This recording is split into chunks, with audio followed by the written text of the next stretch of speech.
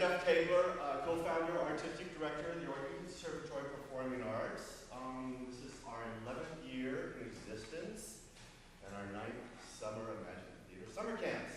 Welcome, I'm glad you're here. For those of you who do not know about us, we like to teach kids the process of theater, give them education in theater. Next weekend is Treasure Island. Some 45 kids, 6 to 12 will be up on the stage, believe it or not, singing and dancing, so if you can come out and support them, wonderful. Monday, we start the last camp of the summer, Oliver, and we are still accepting students ages 11 to 19, so if you know of anybody who might want to jump in the Oliver camp, direct you this way. And, well, lastly, thank you for coming, I appreciate it. So, is there something I can help you guys with? Hey, why are we out here? Oh, I know. I think there was something to do with Tyrone Wilson really liked the idea, so we wanted to incorporate it in the show somehow else. Yeah. Aren't we in the show somewhere else anyway? Anyway, it's a good thing that we came out here because you forgot to mention As You Like It. Well, you're here to see As You Like It, William Shakespeare's play. Of course, you already know that. So, again, well. Don't you have anything else to say? Oh, yeah. Thank you, St. Mary's staff. You've been absolutely wonderful. We greatly appreciate your generosity. And thank you, parents. Thank you so much. Appreciate it. Okay, thank you. And Turn off your cell phones, please. Any other electronic devices you may have, please turn those off. Appreciate that. No pictures during the performance. A photographer did take pictures, and you'll find them on his website. We'll send you that if you like that information. And the show is being videotaped today, so DVDs are available and the forms are outside. Okay, thank you. And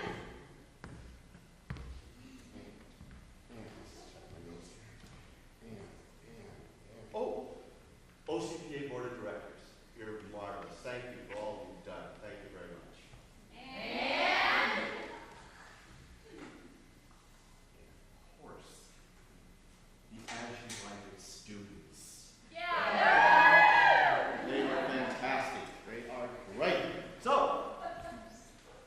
welcome to OCPA's 2009 production of William Shakespeare's As You Like It.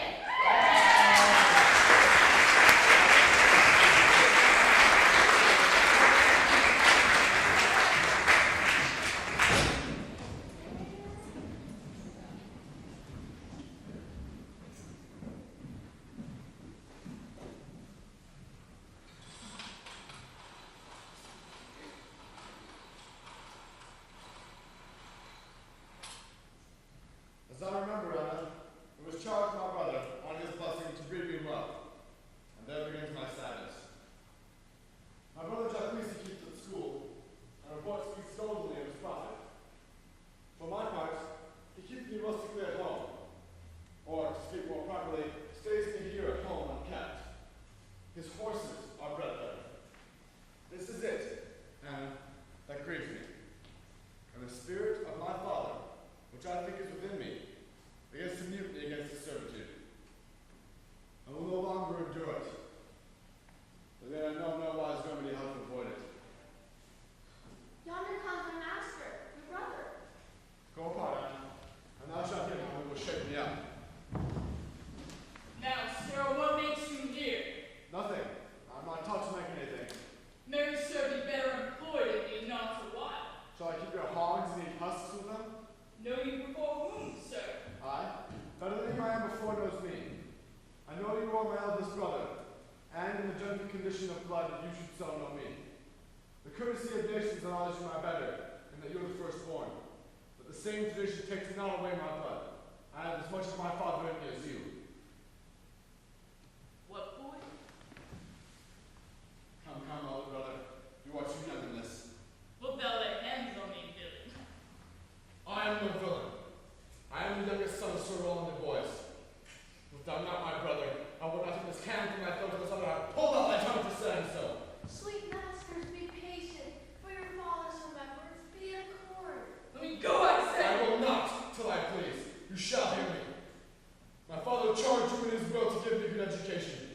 You have trained me like a peasant, obscuring and hiding from me all gentlemanlike qualities.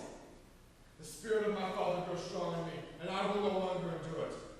Therefore, allow me such exercises as may become a gentleman, or give me the poor allotment my father left me by testament. With that, I will go buy my fortunes. And what wilt thou do? Beg when that is spent? Well, sir, get you in. I will not long be troubled with you. You shall have some part of your will. I pray you, leave me. I will no further offend you than becomes me for my good. Get you with him, you old dog. His old dog, my lord? Most true, I've lost my teeth in your service. Is it even so? Begin you to grow upon me. I will visit your rankness and give no 1,000 crowns neither. Holla, Denise! Cause of worship. Was not Charles, the Duchess's wrestler, here to speak with me? So please you, he's here in door, and importunes access to you. Call him in. Yes, your worship. Tomorrow, your worship. Good morning, Sir Charles. What's the new news at the new court? There's no news at the court, sir, but the old news. That is, the old Duchess is banished by her younger sister, the new Duchess, and one or two loving ladies have put themselves into voluntary exile with her, whose lands and revenues enrich the new Duchess. Therefore she gives them good leave to wander. Can you tell if Rosalind, the Duchess's daughter, be banished with her mother? Oh no, but the Duchess's daughter, her cousin, so loved her, being ever upon their cradles bred together, that she would have followed her exile, or died to stay behind them. She is at the court, and no less beloved of her aunt than her own daughter, and never two ladies loved as they do. Where will the old Duchess live? They say she's already in the forest of Arden, and many merry ones with her. There they live, like the old Robin Hood of England. They say many flock to her every day, and fleet the time carelessly. Will you wrestle tomorrow before the new Duchess? Married you are, sir, and I came to acquaint you with the matter. I'm given, sir, secretly, to understand that your younger brother, Orlando, had the disposition to come in disguise against me to try a fall. Tomorrow, sir, I wrestle for my credit, and he that escapes me without some broken limb shall acquit him well. Your brother is but young and tender, and for your love I would be loath to foil him, as I must for my own honor. Therefore, out of my love to you, I came hither to acquaint you all, that you might save him from his intendment. Charles, I thank thee for thy love to me, which thou shalt find I most kindly requite. I had myself noticed of my brother's purpose herein, and have either had means later to dissuade him from it, but he is resolute. I'll tell thee, Charles, it is the stubbornest young fellow of France, full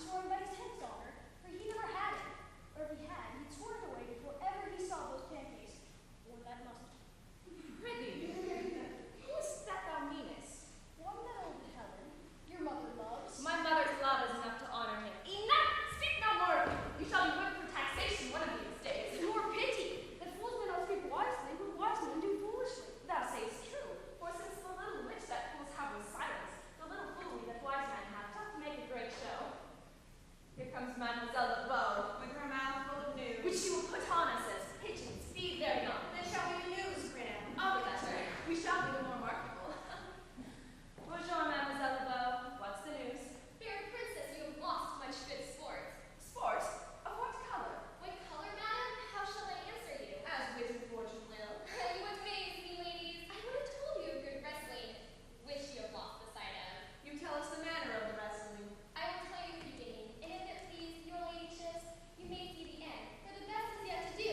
You see here, where you are, they are coming to perform it.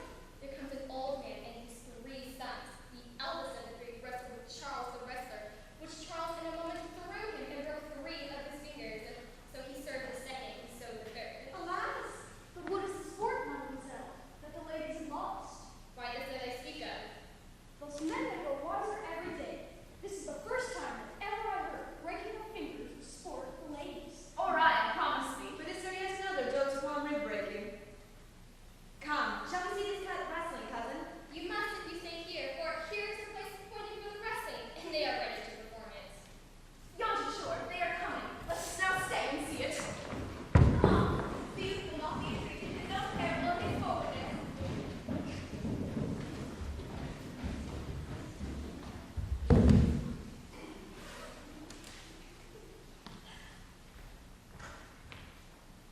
Is yonder the man? Edith King, madam. Alas, he's young.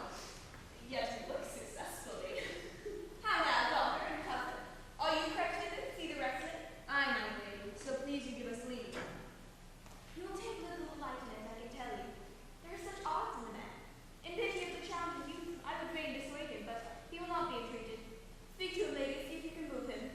Call him hither, good Mademoiselle LeBeau. Do so, I'll not be by. Monsieur the Challenger, the princess is called for you. I tell them with all respect and duty. Young sir, have you challenged Charles the wrestler? No, fair princess, he is the general challenger. I come but in, as others do, to travel from the strength of my youth. Young gentleman, your spirits are too bold for your years. You have seen cruel proof of this man's strength. If you saw yourself with your eyes or knew yourself with your judgment, the fear of your adventure would counsel you to a more equal enterprise. We pray, for your own sake, to embrace your safety and give over this attempt. Do, young sir. Your reputation shall not therefore be misprized. We will make it our suit to the Duchess at the wrestling and go forward. I beseech you, punish me not with your hard thoughts, wherein I confess me much guilty to deny so fair and excellent lady as anything. But let your fair eyes and gentle wishes go with me to my trial, wherein if I be foiled, there is but one shame that was never gracious. If killed, one death that was willing to be so. I shall do my friends no wrong, for I have none to lend me. The world no injury, for in it I have nothing. Only in the world will I fill up a place, which may be better supplied when I have made it empty. The little strength that I have, I put into with you. And mine to eke out hers. Come! Where is this young gallant that is so desirous to lie with his mother earth? Ready, sir? You shall try with one fall. No, I want your grace. We shall not entreat him to a second. That is so mightily persuading him from a first. And you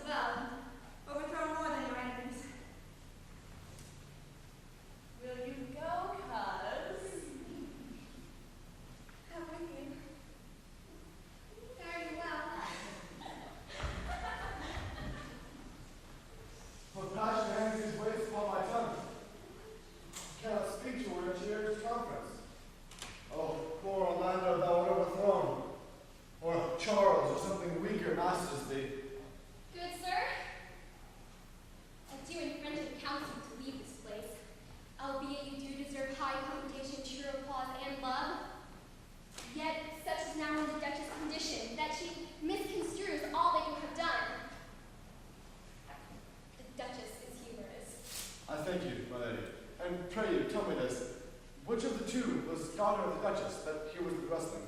Neither her daughter, if we judge by manners. But indeed, the lesser is her daughter. The other is daughter to the banished Duchess, here detained by her usurping aunt to keep her daughter company.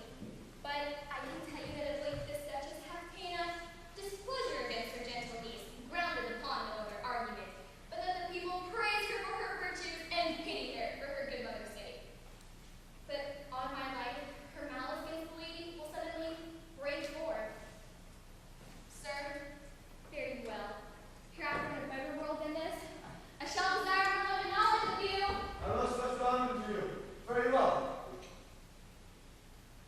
Thus must I from smoke into this mother, from a tyrant duchess into a tyrant sister. But heavenly Rosalind, Oh, why, cousin, why, Rosalind? Cupid have mercy, not a word, not one devoted dog. No, my virtues be too precious to be cast upon curs. Throw some of them at me. Come, lay me with reasons. Then there should be two cousins laid up. When the one should be lame with reason and the other mad without any. What is all of this for your mother? No, sir, this is for my child's father. Oh, how full of rhymes is this working day world! They are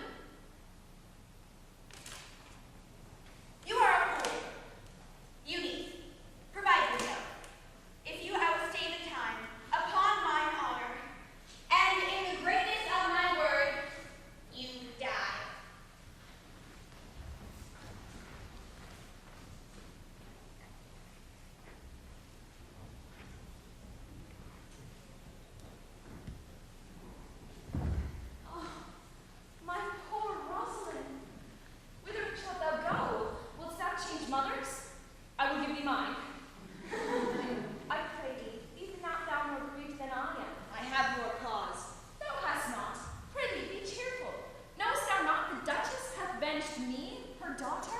That she hath not. No, hath not. Rosaline lacks from the love that teaches thee that thou and I are one. Shall we be sundered? Shall we part, sweet girl?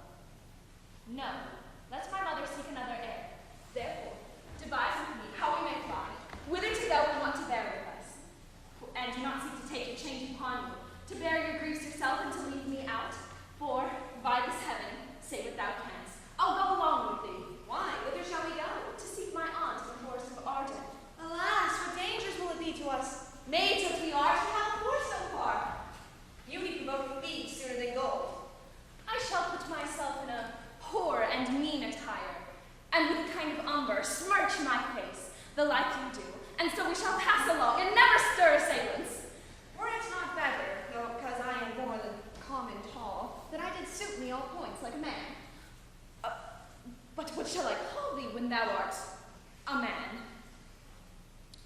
I'll have no worse a name than Job's own page, and therefore look you call me Denny. But what shall you be called? Something that has reference to my state. No longer Celia, but Aliana. But cousin, what if we say to steal that clownish fool out of your mother's court?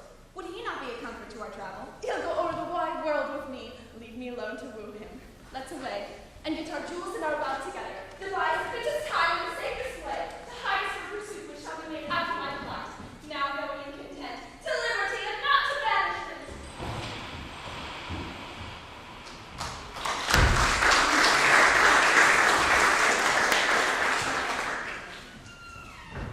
Who's that? My young master, oh my gentle master, oh my sweet master, oh what make you here? Why? What's the matter? Oh unhappy you, come not within these doors, within this roof. Your brother hath heard your praises, and this night he means to burn the lodging where you used to laugh, and you within it. If he fails that, he'll love other means to cut you off. This is no place, this house is but a butchery, abhor it, fear it, do not enter it. Why, whither Aaron wouldst thou have me go? No matter whither, see you come round here. What? Wouldst thou have me go and beg my food? Or with a mace and boisterous sword and voice of English living on the common road? This I must do, or know not what to do. If this I will not do all I can. I would rather subject me to the malice of my diverted blood and bloody brother. But do not so. I have 500 crowns. Let them be higher, I say, than your father. Here is the gold. And all this I give you, let me be your servant. Though I look old, yet I am strong and lusty. Let me go with you. I will do the service of a younger woman in all your business and necessities. Oh, good old man, how well he appears in constant service of the antique world. Come my ways. We'll go along together. And ere we have the youthful wages spent, we'll light upon some settled low content. Master, go on, and I will follow thee to the last gasp for truth and loyalty.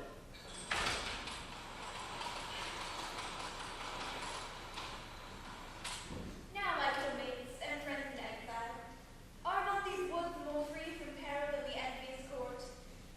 And in this, our life, exempt from public haunt, finds towns and trees, books in the running brooks, sermons and stones, and good in everything.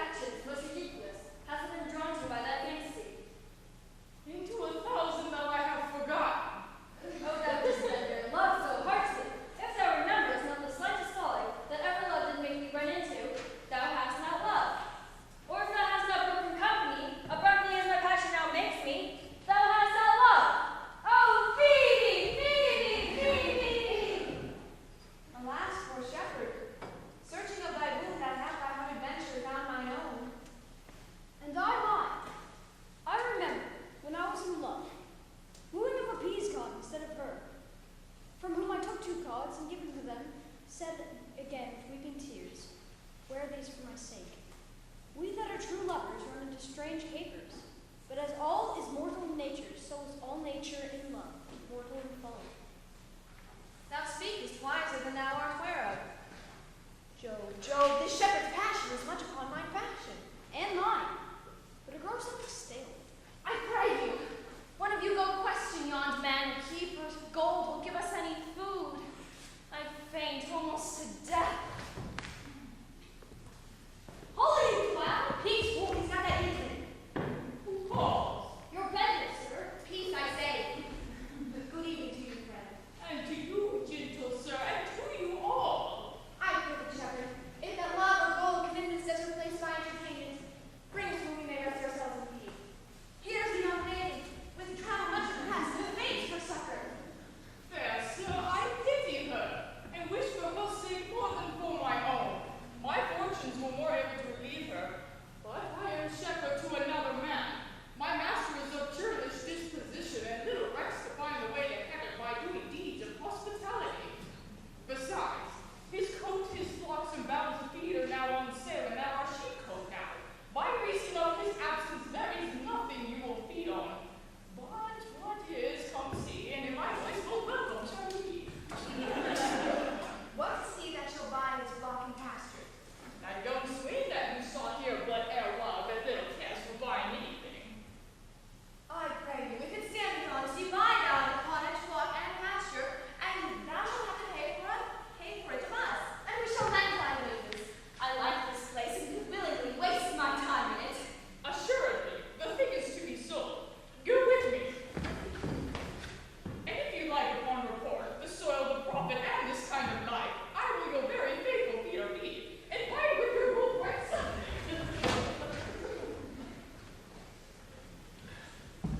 Dear master, I can go no further. Oh, I die food. Here lie I down, and measure up my grave. Farewell, kind master. What? How now, Anna? Greater heart in me? Live a little. Comfort a little. Cheer thyself a little. If this uncouth forest yield anything savage, I will either be food for it or bring it for food to thee. I will bear thee to some shelter, and thou shalt not die for lack of dinner if thou live anything in this desert. Cheer thee, Anna, cheer thee.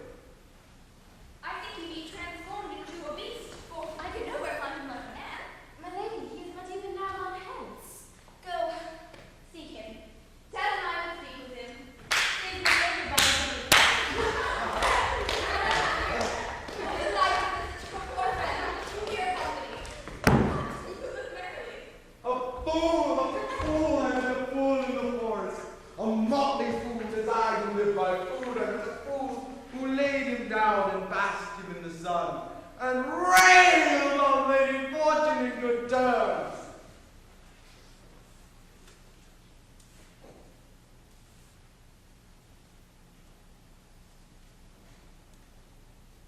Good morn, quoth I. No, sir, quoth he. Call me not fool till heaven hath sent me fortune.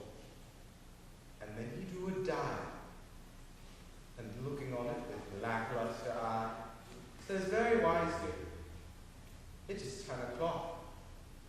Thus we may see," quoth he, "how the world wags. 'Tis but an hour ago since it was 9, and after 1 hour more, 'twill be 11. And so from hour to hour we write and write, and then from hour to hour we rot and rot, and thereby hangs a tale." When I could hear the motley fool thus fall all the time, my lungs began to grow like chanticleer. That fool should be so deep contemplative, and I did laugh sans intermission. An hour by his dial. Oh, no fool. Worthy fool.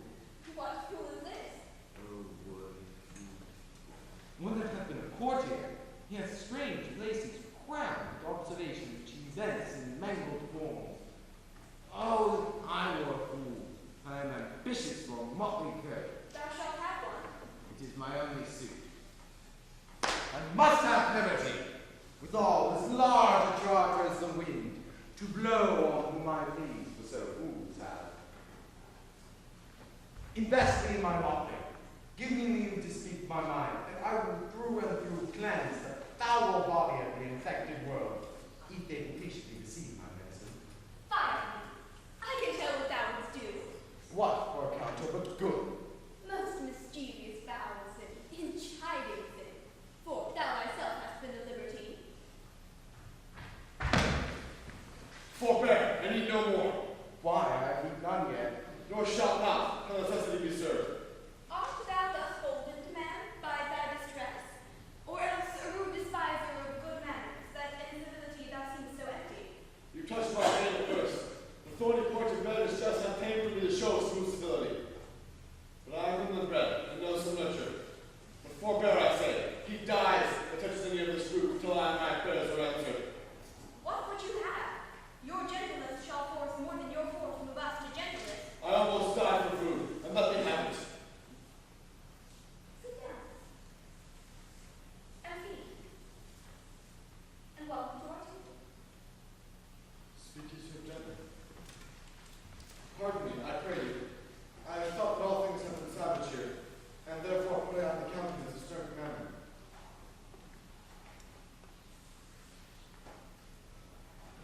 If ever from your eyelids wipe a tear, and know what 'tis to pity and be pitied, then that gentleness my strong enforcement be, and of which will I blush and hide my sword.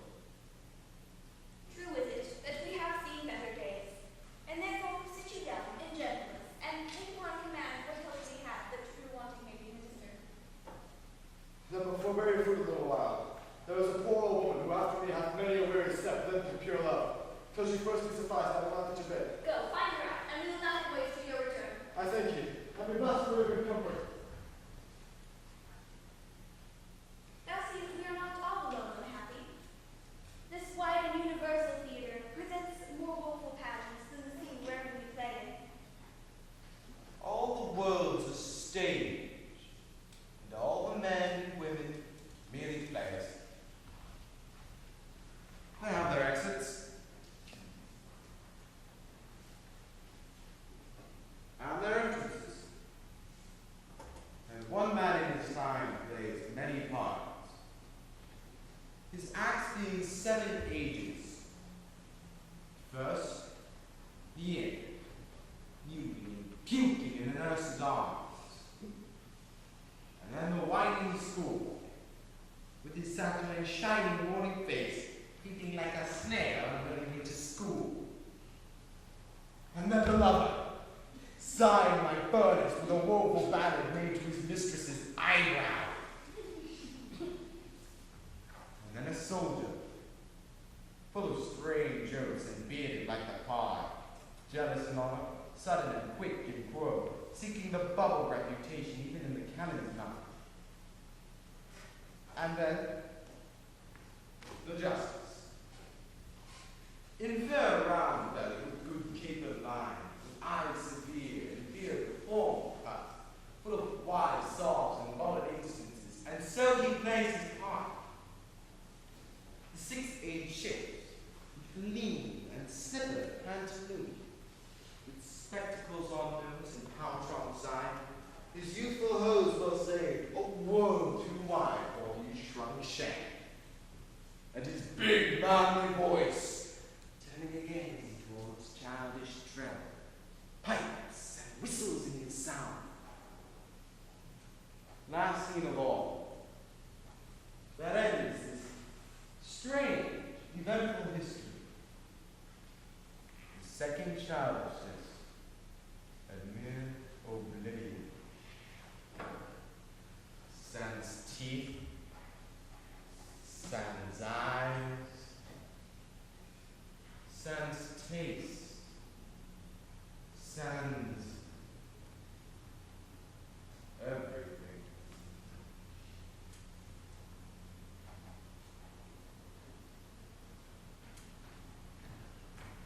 Welcome. Set down your venerable bird, and let him feed. I thank you most for him. I scarce can speak to thank you for myself. Welcome. Fall to. I will not trouble you as yet to question you about your fortunes. In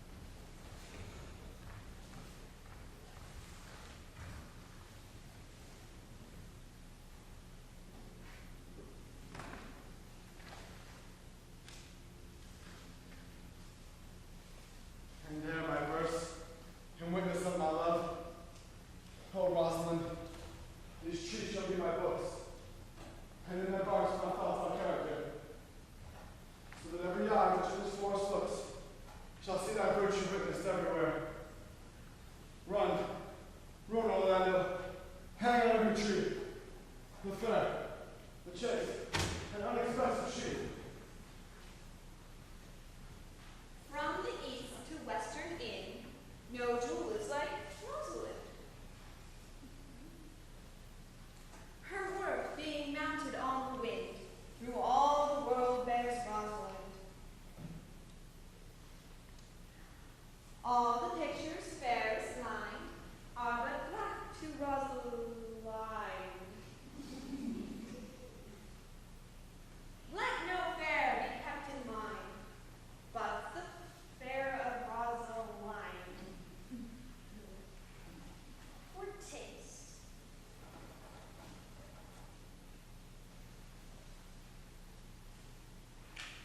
If a hart do lack a hind, let him seek out Rosaline. If the cat will after kind, so be sure will Rosaline.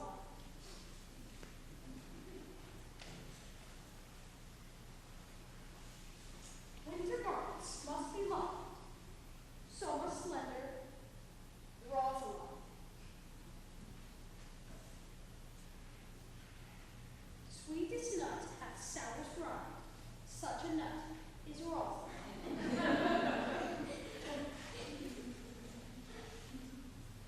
He that sweetest rose will find, must find most prick and Rosaline.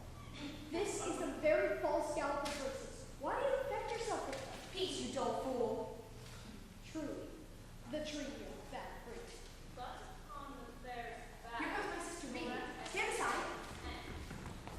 Will I Rosalinda right, teaching all that read to know the quintessence of every sprite, heavenward in little show. Heaven would that she these gifts should have, and I to live and die her slave, her slav. Oh, most gentle pulpiter, what tedious homily of love have you wearied your parishioners withal? A fool, go off a little. Didst thou hear these verses? Yes, I heard them all, and more too, for some of them had in them more feet than the verses would bear. That's no matter. The feet might bear the verses. Aye, but the feet were lame and could not bear themselves without the verse, and therefore stood lamely in the verse. But didst thou hear without wondering how thy name should be hanged and carved upon these trees? I was 7 of the 9 days out of the wonder before you came, for look you here what I found in a palm tree. I was never so begrimed since Pythagoras' time. Trow you who hath done this? Is it a man? And the chain that you once wore around his neck, change you color? I prithee who? Oh, is it possible? Nay, I prithee with most petitionary vehemence, tell me who it is. Oh, wonderful, wonderful, and most wonderful, wonderful! And yet again, wonderful, and out of that all the kind of all hooping. Good my complexion. Don't tell me, nor I in comparison of a man that I have dealt with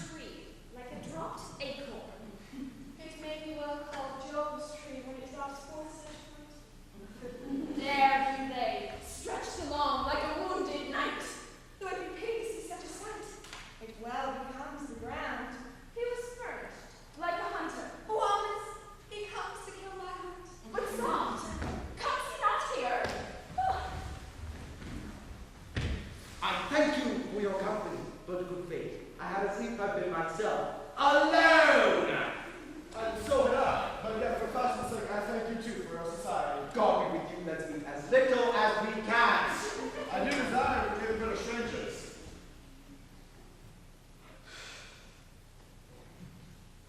I pray. Mar no more trees with any love songs on their barks. I pray you. Mar no more of my verses with reading them ill-favoredly. Rosalind is your love's name. Yes? Just? I do not like her name. There was no thought of pleasing you when she was christened.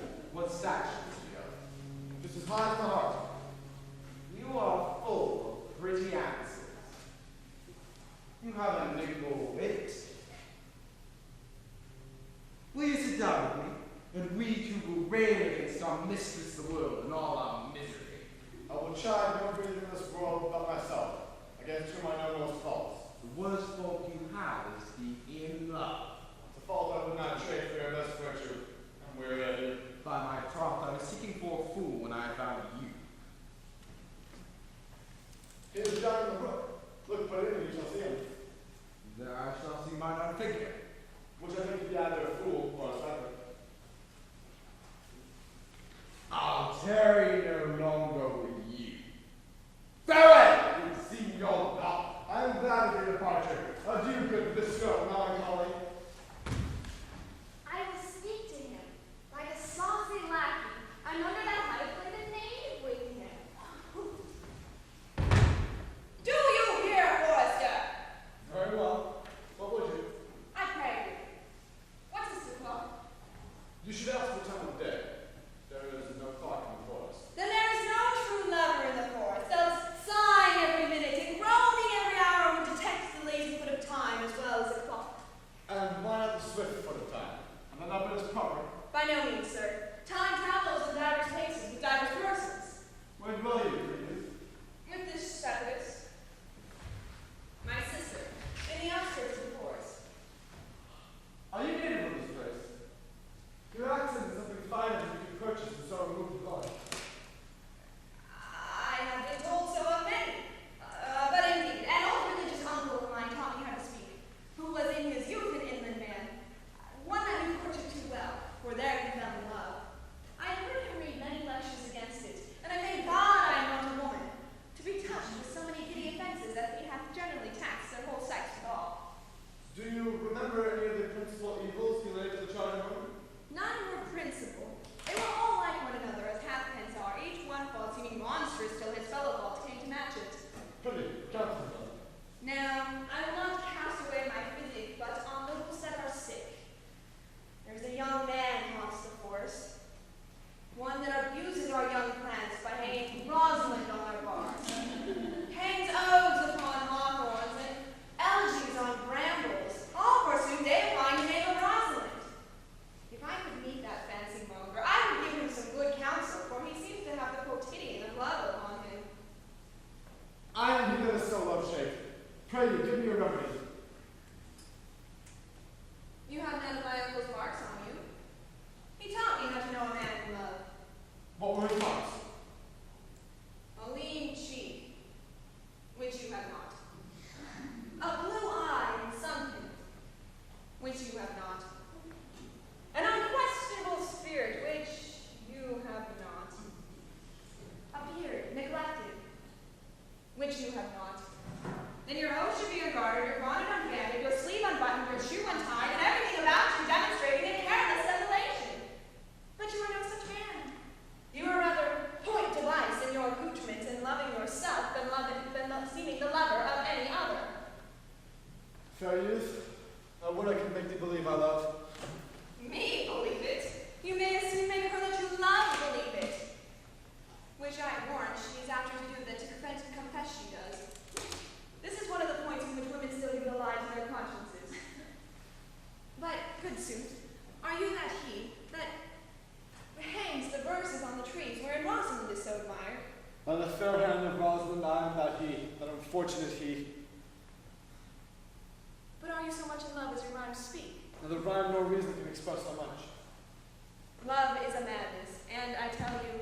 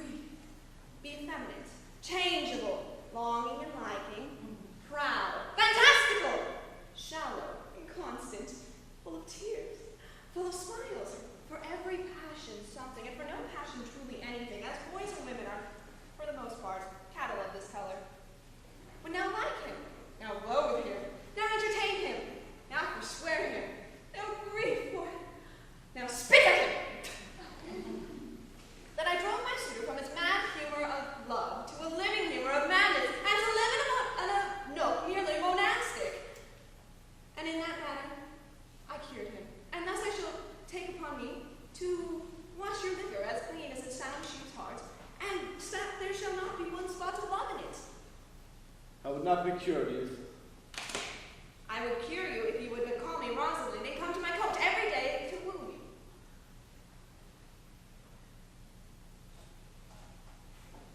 Now, by the faith of my love, I will. Tell me where it is. Go to it. I will show you where it is. And along the way, you shall tell me where in the forest you live.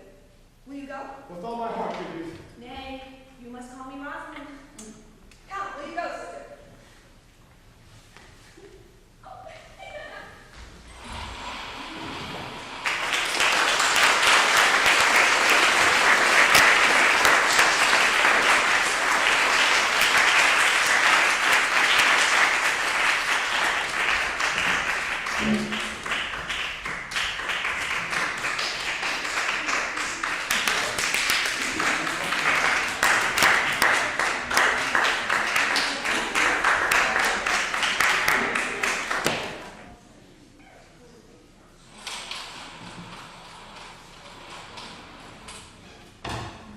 Come, haste, brother. I will fetch the ghost, Audrey. And how? Am I the man yet? Doth my single feature content you? Your features, Lord Warrentus? What features? I am here with thee in my ghost as the most capricious poet. Honest Audrey was among the gods. Oh, knowledge ill inhabited, worse than Job in a thatched house. When man's verses cannot be understood, nor a man's good wit seconded with the forward child, truly are what the gods made thee poetic. I do not know what poetical is. Is it honest indeed in word? Is it a true thing? No, true, for the truest poetry is the most famed, and lovers are given to poetry.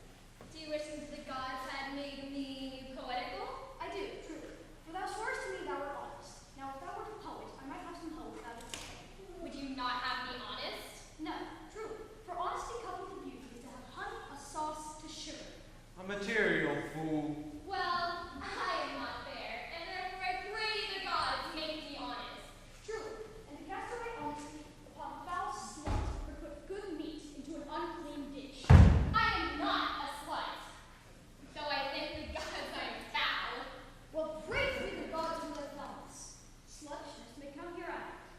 But be it as it may be, I will marry thee. And to that end, I read Sorrel from our text, the vicar of the next village, who has promised to meet me in this place of the forest and to cover us. I would fain see this meeting. Will the gods give us joy? Amen.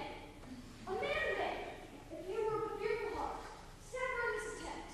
For here we have no temple but the wood, no assembly but war beasts. What the? What? Here comes Sir Oliver. Sir Oliver from our text, your Lopez. Will you dispatch us to your ministry, or shall we go with you to your temple? Is there none here to give a woman? I will not take her gift of any man. Truly she must be given, but married, not law. Proceed, proceed. I'll give her.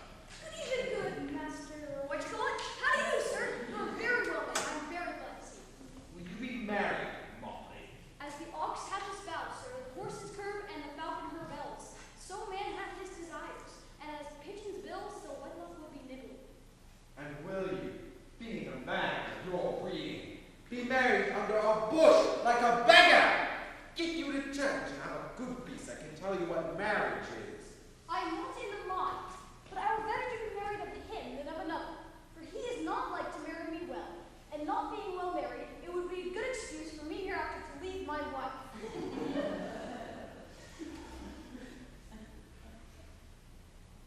Go thou with me and let me counsel thee. Come, sweet Audrey, we must be married or we sit in the quadrant. Farewell, Master Oliver. I will not go away with thee. Never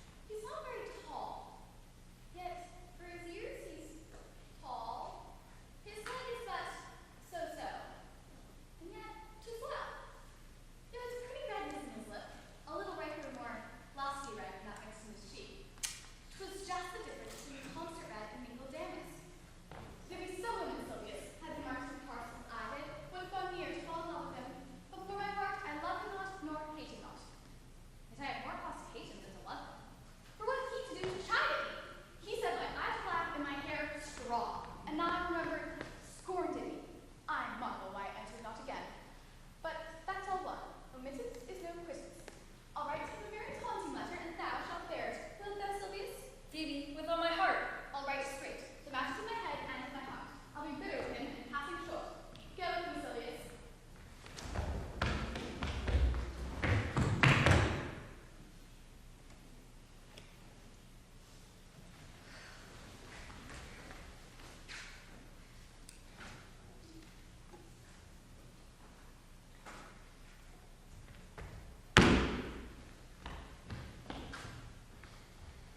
Good day and happiness, dear Rosalind. Why, how now, Orlando? Where have you been all this while? You, a lover, and you come so much on my side, never come to my side more. Sweet Rosalind, I come within an hour of my promise. Break now with promise in the affairs of love.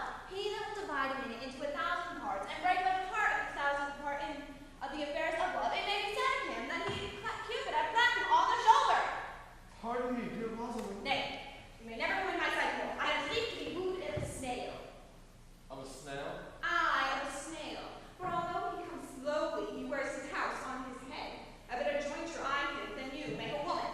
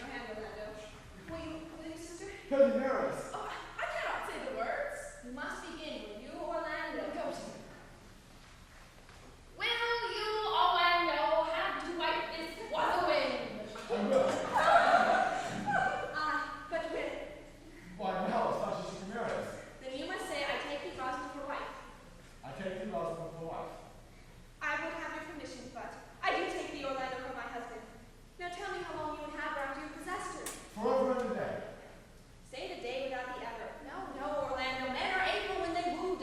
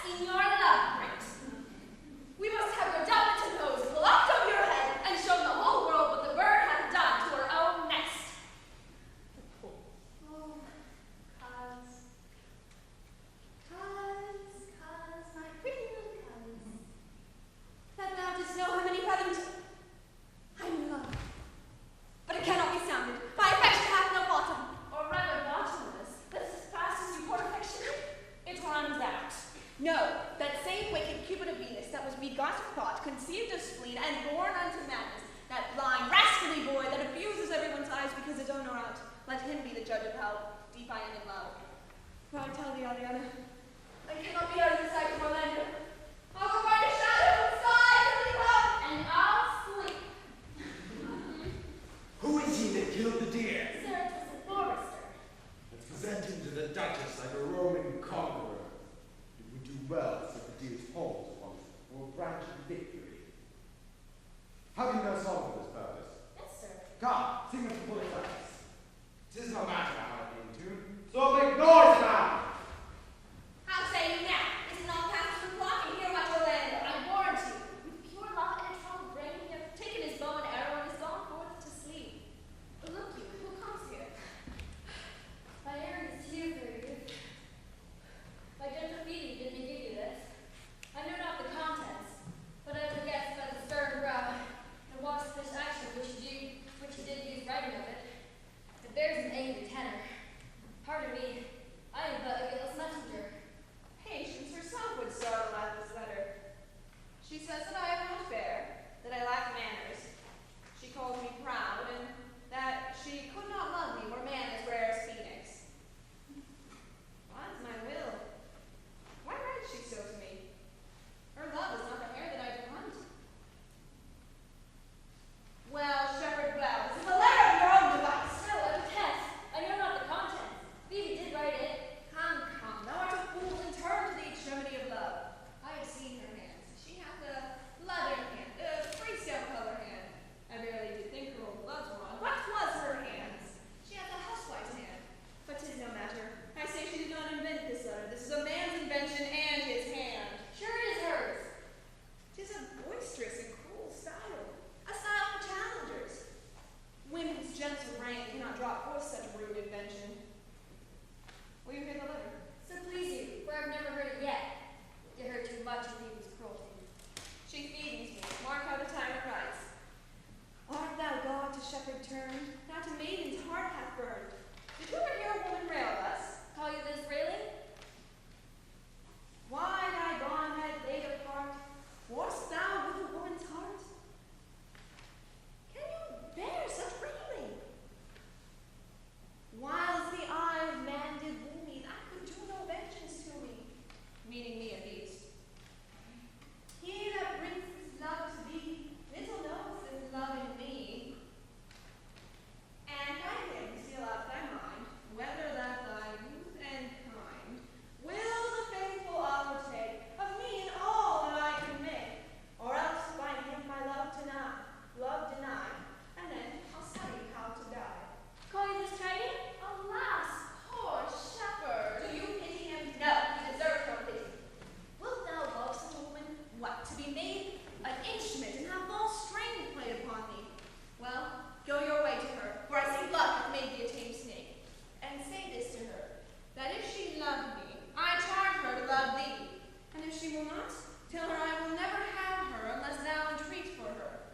If you are a true lover, hence, another word, for here comes more company. Tomorrow, fair ones, pray you if you know where in the purlieu of this forest stands a sheepcote fence about with olive trees. What's this place? Down the neighboring bottom. The ring osiers by the murmuring stream. Left on your right hand takes you to this place. At this hour the house doth keep itself. There's no man. If then I may profit by his tongue, should I know you by description? Such garments and such years. The boy is fair of female favor and bestows himself like a ripe sister. The woman, low and browner than a brother. Are not you the owner of the house I did inquire for? It is no boast being asked to say that we are. Orlando doth commend him to you both, and to that youth he calls his Rosalind. He sends this bloody napkin. Are you he? I am. What must we understand by this? Some of my shame if you will know of me, what man I am, and how and why and where this handkerchief was stained. I pray you, tell it.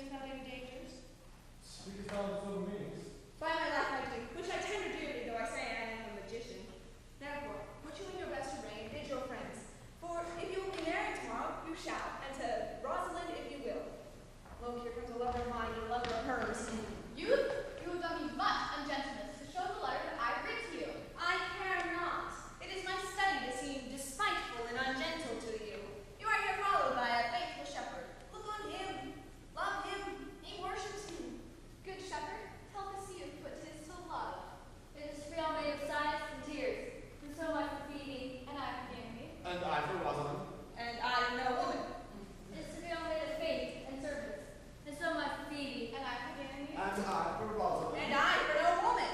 It's we all made of fantasy, all made of passion, all made of wishes, all adoration, duty, and observance, all humbleness, all patience, and impatience, all purity, all trial, all observance, and so am I for Phoebe, and so am I for Henry. And so am I for Rosalind. And so am I for no woman. If this be so, why blame you me to love you? If this be so, why blame you me to love you? This be so hard, then you need to love you. Who do you speak to by blaming me to love you? To whom was not here, nor doth not here.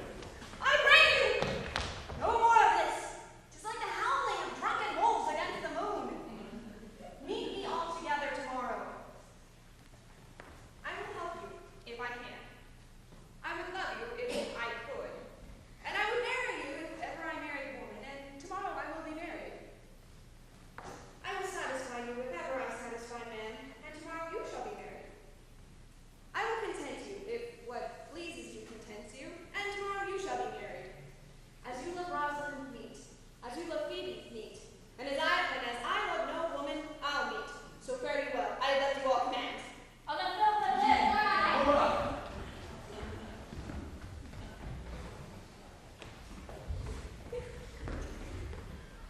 tomorrow is a joyful day, Audrey. Tomorrow shall we be married. I do desire with all my heart. I hope it is no honest desire to be the woman of the world. Dost thou believe, Orlando, that the boy can do all this that he has promised? I sometimes do believe, and sometimes do not. As those that fear the help know they fear. Patience once more whilst our compact is urged. You say that if I bring in no Rosalind, you will bestow her on Orlando here. That's what I intend to get with her. And you say you will have her if I bring her. Thou would I, were I of all kingdoms king. You say you will marry me if I be willing. That will I, should I die the hour after. But if you refuse to marry me, you'll give yourself to this most faithful shepherd. So is the bargain? You say you will have Phoebe if she will. Then have her and death for both one thing. I have promised to make all these matters even. Keep your word, O Duchess, that you'll give your daughter. You yours, Orlando, that you'll receive her. Keep your word, Phoebe, that you'll marry me, or else refusing me, marry this faithful shepherd. Keep your word, Sylvius, that you'll have her, or she will refuse me. And from hence I go, to make all these matters even. I do remember in the shepherd boy some lively touches of my daughter's favor. My lady, when I first did see him, I thought he was a brother to your daughter. But, good my lady, this boy is forest-born, and hath been tutored in the rudiments of many desperate studies by his uncle, whom he reports to be a great magician, obscure in the circle of his forest. There is sure